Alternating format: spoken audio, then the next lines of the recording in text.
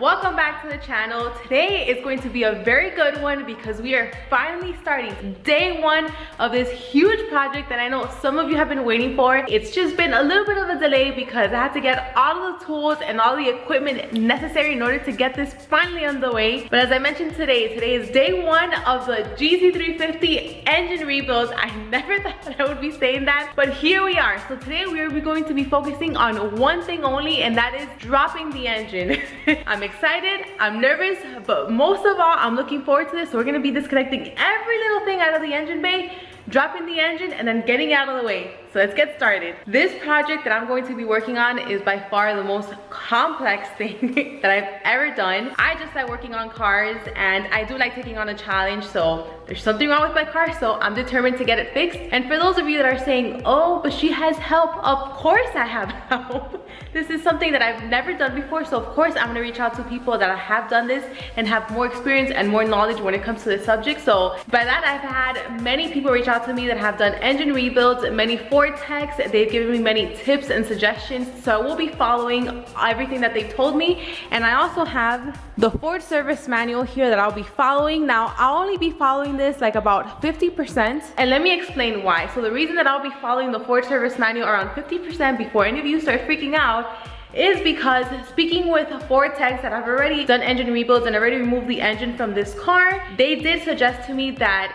it is better dropping the engine because the Ford service manual does say for you to raise the engine and remove it that way. But they did explain to me that it's probably the most easiest and the most safest way to just drop it. So that's exactly what I'll be doing. So that's why I'll be following it 50%, because those instructions, some of them are preparing you for you to raise the engine up. So that's why I have to just determine what to follow and what not. But now let's get started. So the first steps that we're gonna do is remove the fuel pump fuse and the injector fuse. Then we're going to start up the car, make sure it doesn't crank just to depressurize the system. Then we'll come back here, remove the main fuel line, then disconnect the battery, and then drain the coolant. So let's do all that, and I'll see you guys after.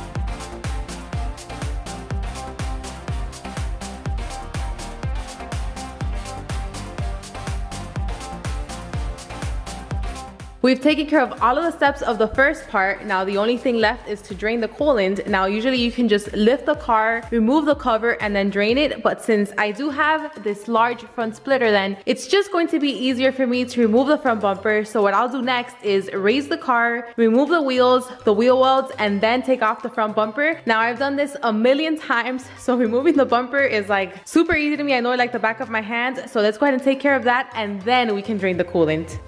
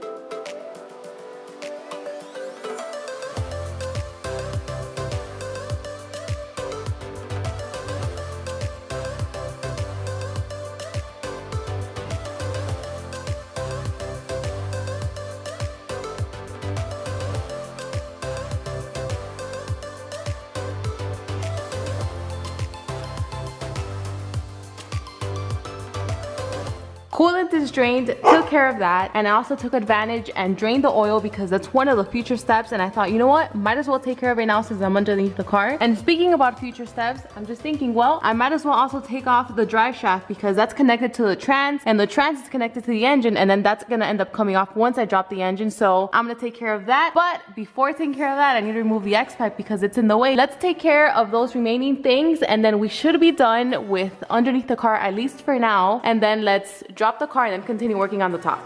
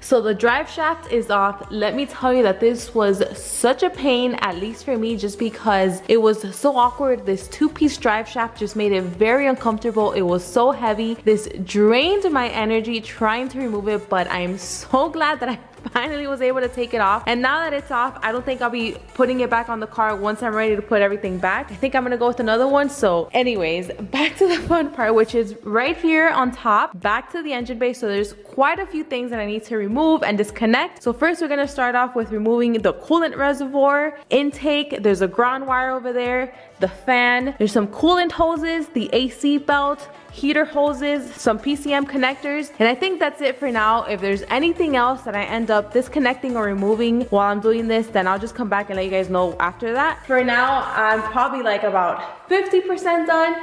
This has been something that is quite involved. I'm already so tired, but we have to keep going, and we're just getting to the most complicated part, which is making sure that everything is disconnected when dropping the engine. So let's keep going.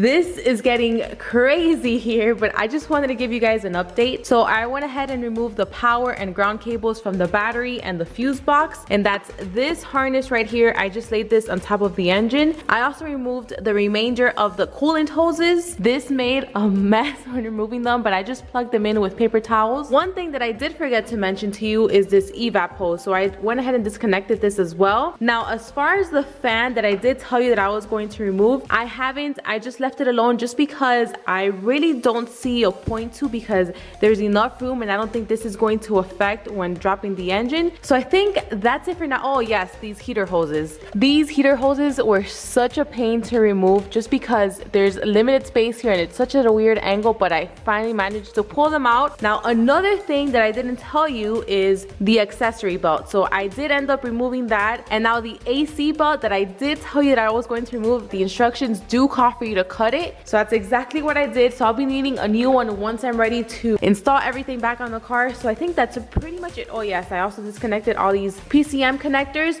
but I think we're pretty much done here other than removing the AC compressor and then also the steering shaft. So for now, let's raise the car and let's see what needs to be removed from the bottom as far as some suspension parts and other things. So let's do that. Now that the car is raised, there's a few things that we need to take care of here. So we need to disconnect the spindle from the strut. We need to hang the calipers.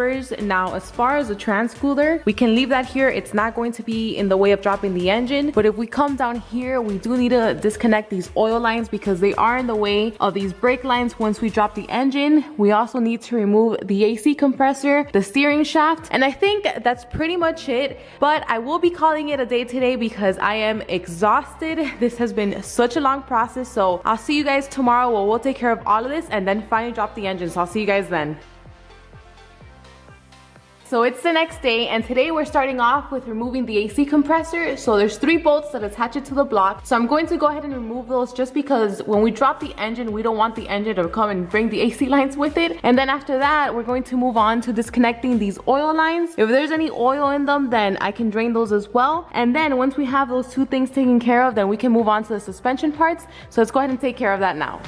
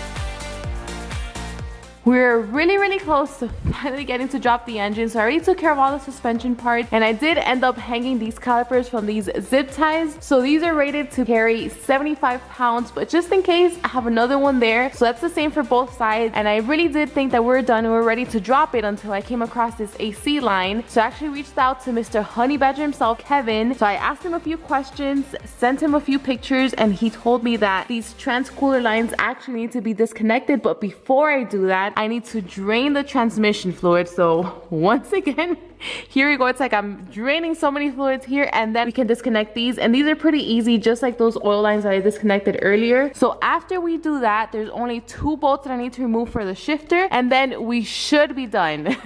I think this time we're going to be green once I take care of that. I'm just gonna give it one sweep around here just to make sure that everything is okay. If there's any bolts that I might have missed, and then I'll just take care of that, and then we can proceed with dropping the engine. So how I plan on doing that is dropping the engine on some pieces of wood that will be on top of some furniture movers, and then that way, once I raise the car, then I can just slide the engine out of the way, which is another idea that I got from Honey Badger looking at his videos. I think we are almost there. Let's take care of these last few things, and then we can get to the good part that I've been waiting for such a long time.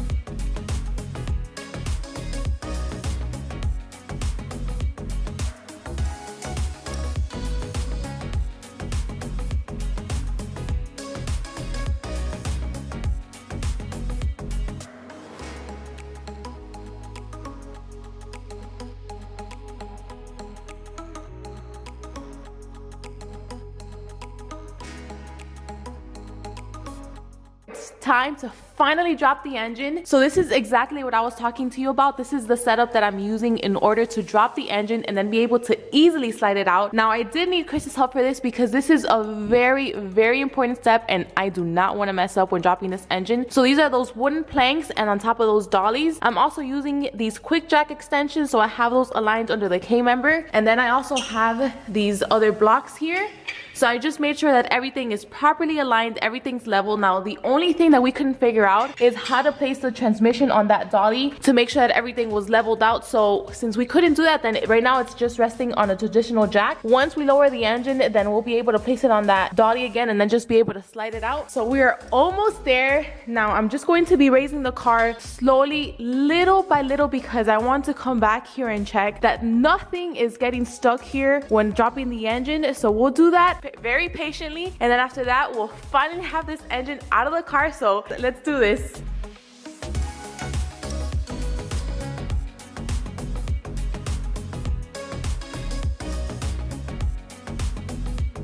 Let me show you why it's very important to take your time with this and always come back and check everything. So I found 3 things. The first one is that zip tie all the way there at the end from this heater hose. I didn't catch that earlier, so I can either cut the zip tie or disconnect the heater hose. I think I'll just go ahead and cut it. Then the second thing is this other hose. It goes to the brake master cylinder. I'm not really sure how I missed that, honestly, so I need to go ahead and disconnect that. And then the third thing is that this sway bar is going to need to come off, just because if we see this brake line right here, so you see how it's free, but then it goes diagonally under the sway bar, so that's in the way of dropping the engine. So I need to also remove the sway bar. So I need to take care of these 3 things, and then we can proceed with lifting up the car. But that just shows that patience is key, and I am so glad that I caught that early. Let's take care of that and then continue with this.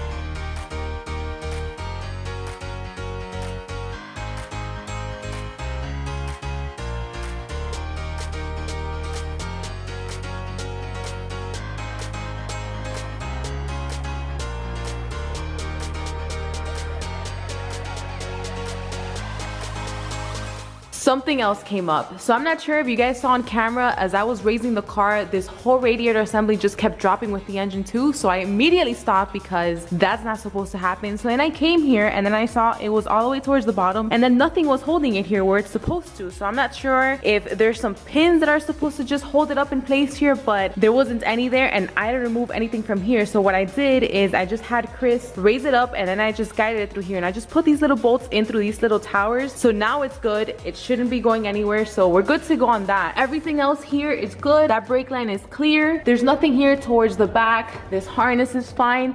So I think we're green, but you know, I've said that way too many times before. So let's just continue and see.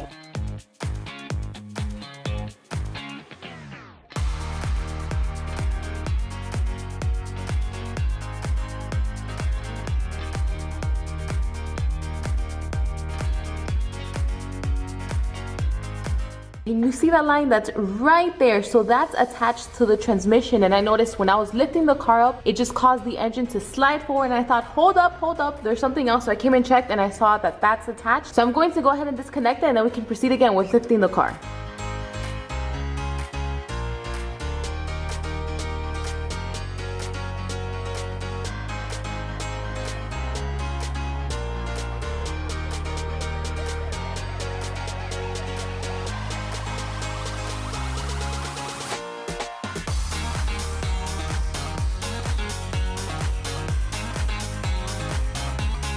Look at this, the engine is finally dropped after all that work, after all that time. It's out of the car and this is huge. I mean, when you open up the hood, you see that the engine is hood, but seeing it here out of the car in person, that's just completely different. I am just in awe looking at this. Now, it was a lot of work. I kept coming back, double, triple checking, but guess what? I missed something and it's very disappointing to me. So look at this line right here. This ended up ripping on both sides. It's just a sensor. And you know what the funny thing is that I'm just like, why? How did I miss that? I ended up removing this, but I didn't disconnect the sensor for some reason. And it just kills me because I kept coming back and coming back. I checked like 4 million times, but my attention was just on this darn AC compressor the entire time that I just didn't see this. But I don't think all hope is lost because these are copper wires, so I think I could just solder it back together. You know how I ended up finding out? So I was raising the car, then I heard something snap, and I thought, you know what? That's not good. So I came to this side because I heard it here, and then I saw that the cable snapped. And I thought, oh my goodness, how did I miss that? And I don't remember disconnecting that from the other side. So then I came here and I saw I didn't disconnect it, and that must have snapped a long time ago, but I just didn't pay attention. I didn't hear it because of this